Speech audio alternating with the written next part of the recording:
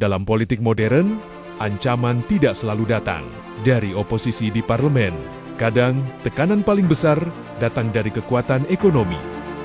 Ketika seorang presiden ingin mengubah arah kebijakan, ada satu kelompok yang bisa membuat pasar bergejolak, investasi tertahan, bahkan nilai tukar melemah.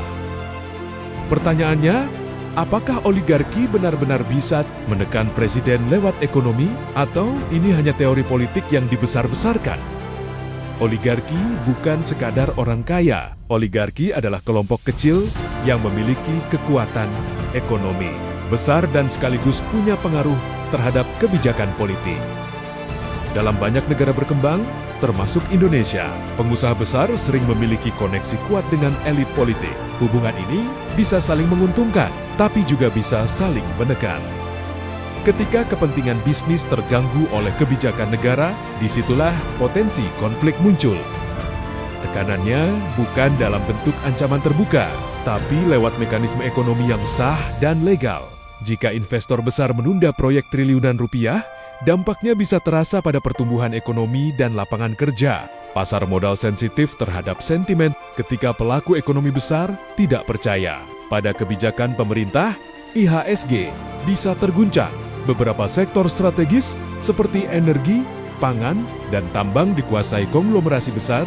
Sebagian oligark memiliki jaringan media yang dapat membentuk persepsi publik terhadap kebijakan presiden. Tekanan ekonomi tidak perlu teriak, cukup membuat pertumbuhan melambat dan tekanan politik otomatis meningkat. Tapi jangan salah, presiden bukan tanpa senjata. Presiden punya regulasi aparat penegak hukum, kebijakan fiskal dan moneter, dukungan publik. Jika presiden kuat secara politik dan didukung rakyat, tekanan ekonomi bisa dilawan, namun jika legitimasi melemah, tekanan dari pasar bisa menjadi bola salju politik.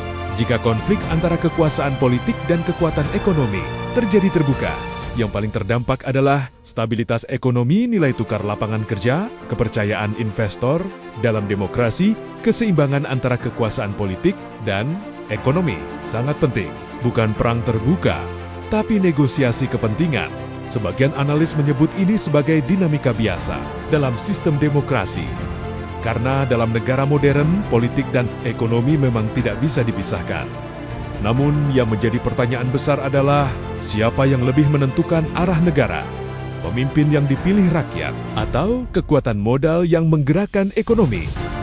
Sejarah menunjukkan negara yang stabil adalah negara yang mampu menjaga keseimbangan antara kekuasaan politik dan kekuatan ekonomi.